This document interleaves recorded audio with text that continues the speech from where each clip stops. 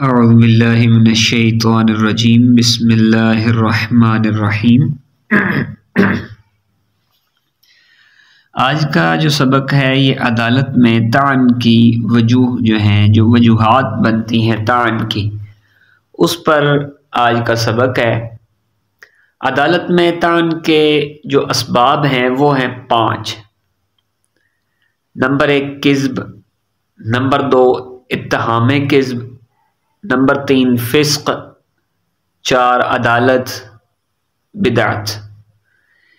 کذب راوی سے کیا مراد ہے؟ یعنی یہ 5 وجہ ہیں جن کی وجہ سے راوی کے عادل ہونے پر طعن کیا جاتا ہے۔ کذب راوی سے مراد یہ ہے کہ حدیث نبوی صلی اللہ علیہ وسلم میں راوی کا جھوٹ ثابت ہو جائے، خواہ اس کے اقرار سے ثابت ہو یا قرائن کے ساتھ ثابت ہو، تو وہ اس پر طعن کیا جائے گا کہ یہ راوی عادل نہیں ہے۔ مطعون بالکذب کی حدیث کو موضوع من گھڑت کہتے ہیں، اور جس کا حدیث نبوی صلی اللہ علیہ وسلم میں دانستہ یعنی جان بوجھ کر جھوٹ بولنا ثابت ہو جائے، اس کی حدیث قبول نہیں، اگرچہ زندگی میں ایک ہی دفعہ کذب واقع ہوا ہو اور اس نے اس سے توبہ بھی کر لی ہو، بخلاف جھوٹے گواہ کے کہ اس کی گواہی توبہ کر لینے کے بعد معتبر ہوتی ہے، بشرطے کہ محدود فی القذف نہ ہو، یعنی حد قذف اس سے لگی ہوئی نہ ہو، تو ایسا جھوٹا گواہ جو کہ توبہ استغفار کر لے، گواہی اس کی قبول کر لی جائے گی۔ لیکن حدیث شریف کے معاملے میں اگر کسی راوی نے ایک مرتبہ جھوٹ بولا، زندگی میں ایک مرتبہ جھوٹ بول دیا، حدیث شریف کے اندر جھوٹ شامل کر لیا، چاہے وہ توبہ بھی کر لے تب بھی اس کی حدیث کو قبول نہیں کیا جائے گا۔ اور محدثین کی اصطلاح میں موضوع حدیث سے مراد یہی ہے کہ ایک حدیث جو نبی کریم صلی اللہ علیہ وسلم سے صادر نہیں ہوئی، اس کی روایت آپ سے عمدن بطور جھوٹ کرنا، اور یہ مراد نہیں کہ بالخصوص اس حدیث میں راوی کا جھوٹ ثابت اور معلوم ہے، اور یہ مسئلہ ظنی ہے، یعنی یہ گمان پر ہے کہ اس سے جھوٹ جو ہے، جان بوجھ کر جھوٹ جو ہے وہ اس نے جھوٹی بات جو ہے اس نے کی ہے۔ تو حدیث موضوع پر افتراء اور وضع کا حکم قطعی اور یقینی ہے، یعنی یہ جو حدیث موضوع ہے اس پر جو افتراء ہے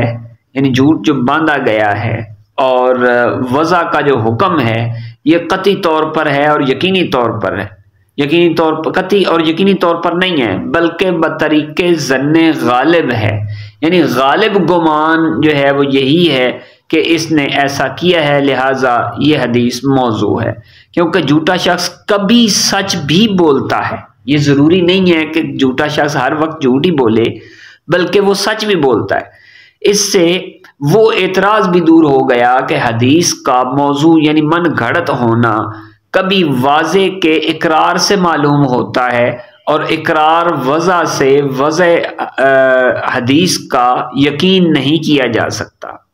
اس لیے کہ احتمال ہوتا ہے کہ خود اقرار جھوٹا ہو۔ اب 2 باتیں تھیں کہ یہ ایک اعتراض تھا کہ ہو سکتا ہے اس نے جو ہے اقرار کیا، ہو سکتا ہے اس کا اقرار جھوٹا ہو، ٹھیک ہے جی، تو یہ اعتراض دور ہو گیا ہے۔ آگے کہتے ہیں تقریر دفع اعتراض یہ ہے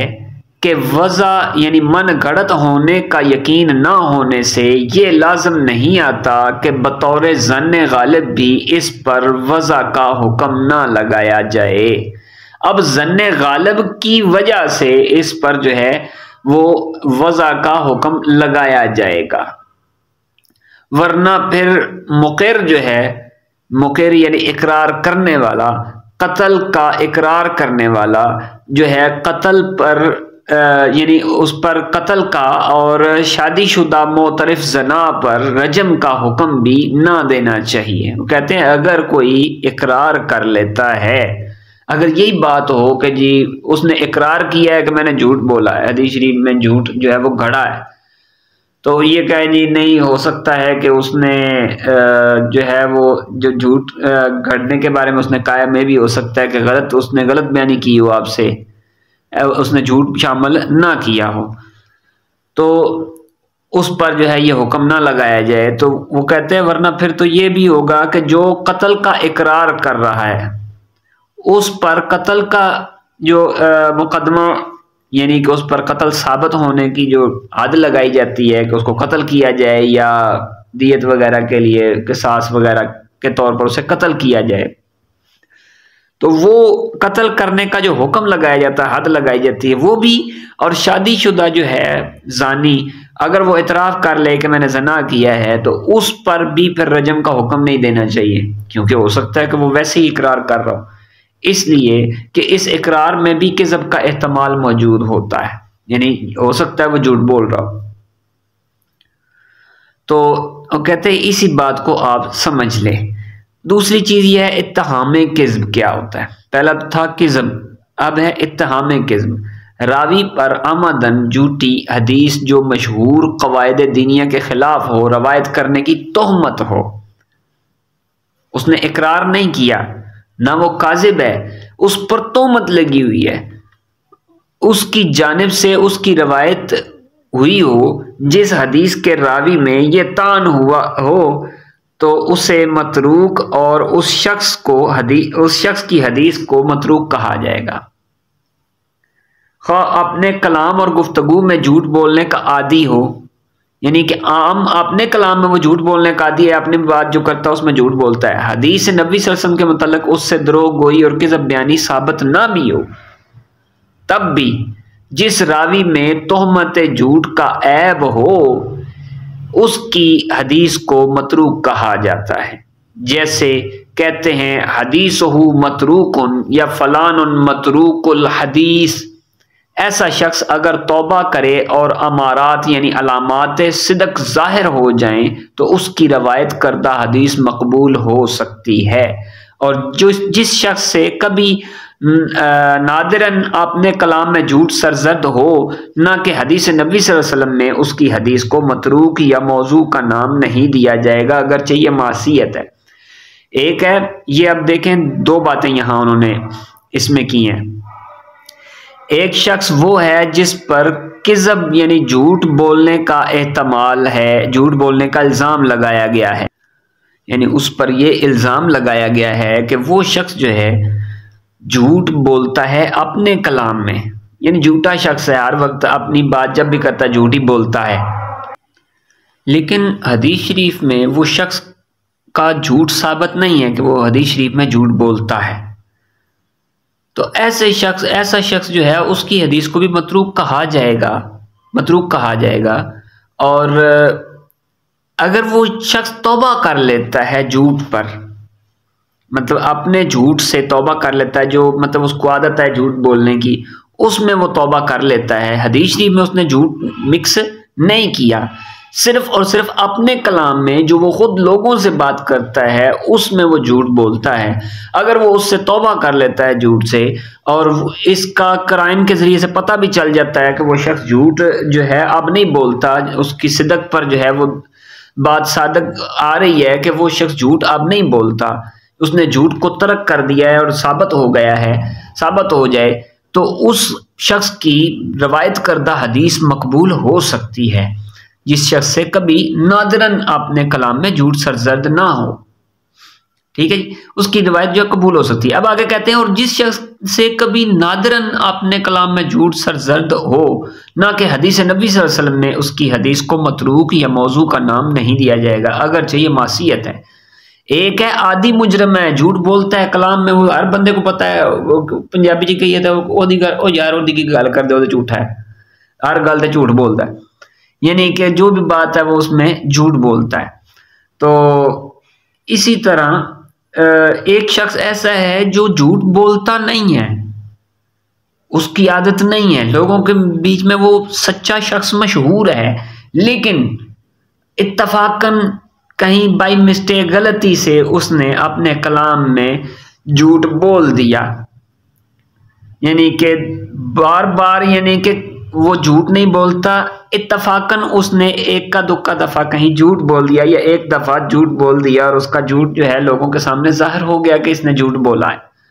تو ایسا شخص جو ہے اس کی حدیث کو متروک یا موضوع کا نام نہیں دیا جائے گا، اگرچہ یہ معصیت ہے، گناہ ہے جھوٹ بولنا، لیکن اس کی حدیث کو متروک نہیں کہا جائے کیونکہ وہ عادی مجرم نہیں ہے،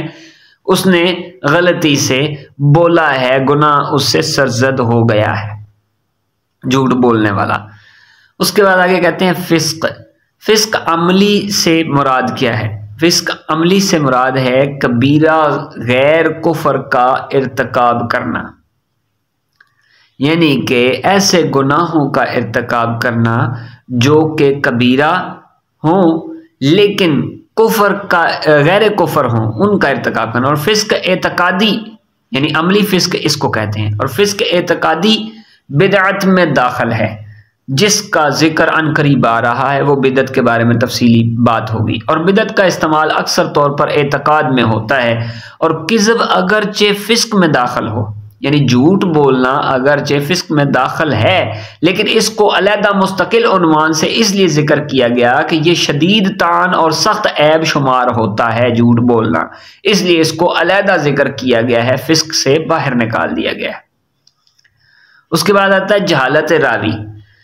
اس سے مراد یہ ہے کہ عدالت ظاہری اور باطنی معلوم نہ ہو،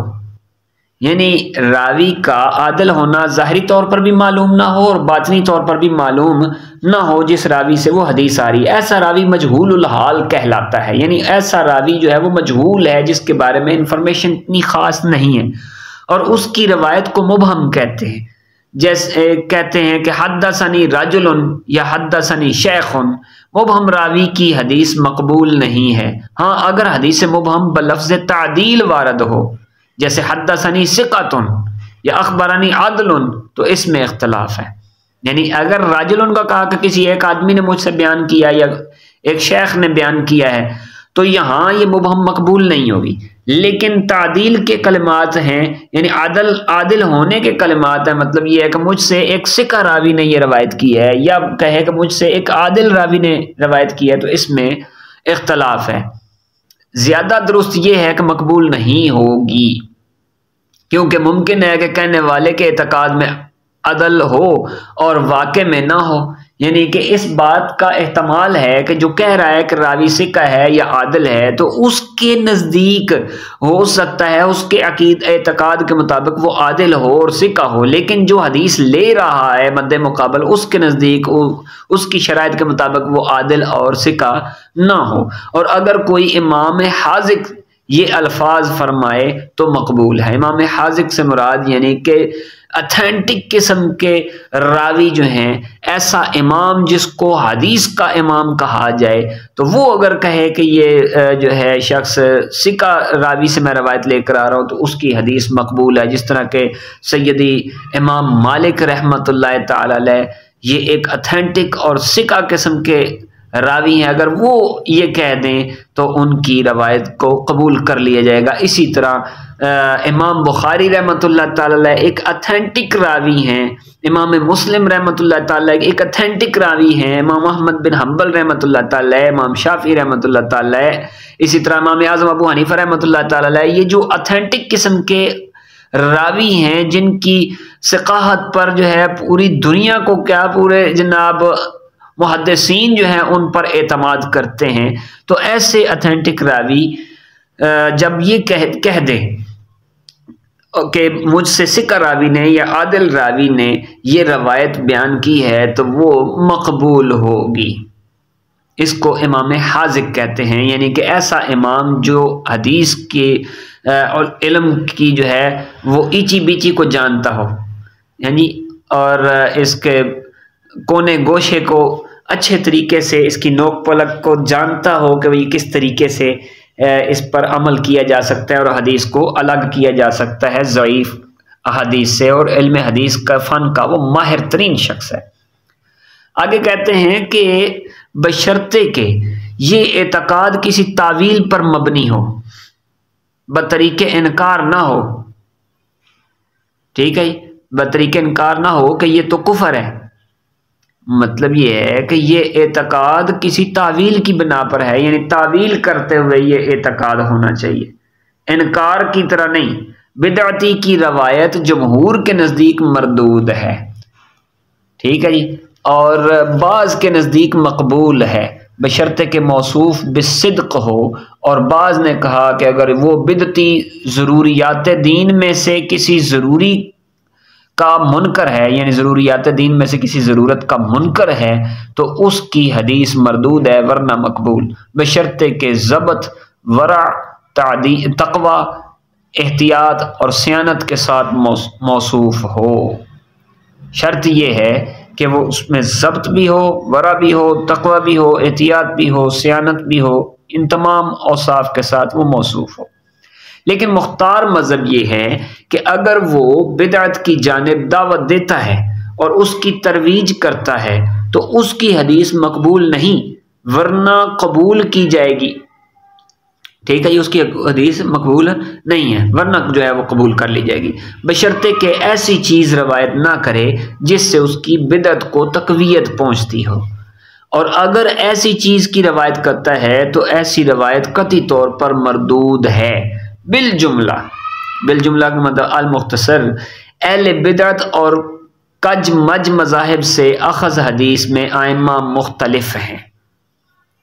ٹھیک ہے، ائمہ کا اس میں اختلاف ہے، بعض کے نزدیک کوئی موقف ہے، بعض کے نزدیک کچھ موقف ہے۔ صاحب جامع کے اصحاب الاصول فرماتے ہیں کہ ائمہ حدیث کی ایک جماعت نے خوارج، روافض اور اہل تشیع، قدریہ اور دیگر اصحاب بدعت و ہوا سے اخذ حدیث کیا ہے، تاہم حقیقت یہ ہے کہ احتیاط اور ورع کا تقاضا یہی ہے کہ ان فرقوں سے حدیث اخذ نہ کی جائے، ٹھیک ہے۔ بہرحال ہر ایک کے عمل و کردار کا حکم اس کی اپنی نیت کے مطابق ہوگا۔ یہ امر یقیناً شبہ سے بالا ہے کہ ان فرقوں سے اخذ حدیث کا معاملہ تحری یعنی سوچ بچار اور استصواب کے بعد کیا جائے گا، مگر بئیں ہما یعنی اس صورت میں احتیاط اسی میں ہے کہ اس سے اخذ حدیث نہ کی جائے کہ یہ لوگ اپنے مذہب کی ترویج کے لیے احادیث تراشتے، گھڑتے اور توبہ کے بعد اعتراف کرتے تھے۔ یہ اس موقف پر نا یہ مستدرک للحاکم،